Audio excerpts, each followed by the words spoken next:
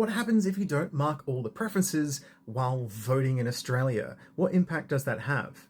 When it comes to voting for the House of Representatives, you need to mark all the boxes, right? From 1 to however many boxes there are. Now, you don't necessarily like all these people, but if you decide to only preference the people that you do like and then leave the other ones blank, if there's multiple blank, well, the people you support don't get your vote. You're not supporting them because this is informal and it does not count.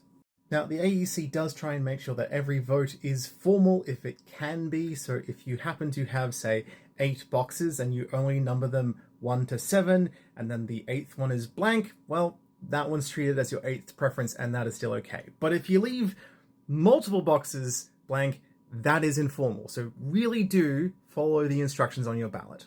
As for the Senate, well, good news, if you don't like every single person, you don't have to fill out every single box, especially because it's a lot larger, there's way more boxes. The maths is a bit complicated. But if you vote above the line, you number 1 to 6 or more. So that is the 1 to 6 of political parties or groups that you like. Alternatively, you can vote below the line, that is 1 to 12 or more. That's 1 to 12 candidates in the order of your choice, or again, more. So you can do 13, 15, 27, every single one except for 5, up to you, right? So it's actually very easy to exclude the majority of candidates when it comes to the Senate ballot.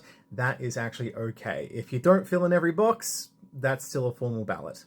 The one consideration here is that if you have, say, 12 preferences below the line and none of those 12 candidates get enough to get elected, well, then you don't have any other preferences, your ballot is exhausted and it cannot go anywhere else.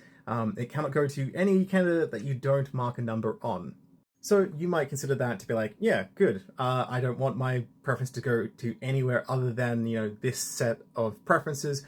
Or you might decide, you know what, I will add more preferences to ensure that there is a better chance of it actually eventually going to someone who might get elected. It's up to you to decide. It's up to you to decide how you want to fill out your preferences and in what order.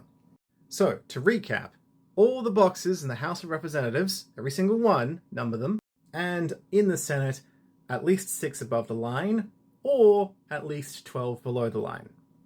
Have fun voting. Enjoy.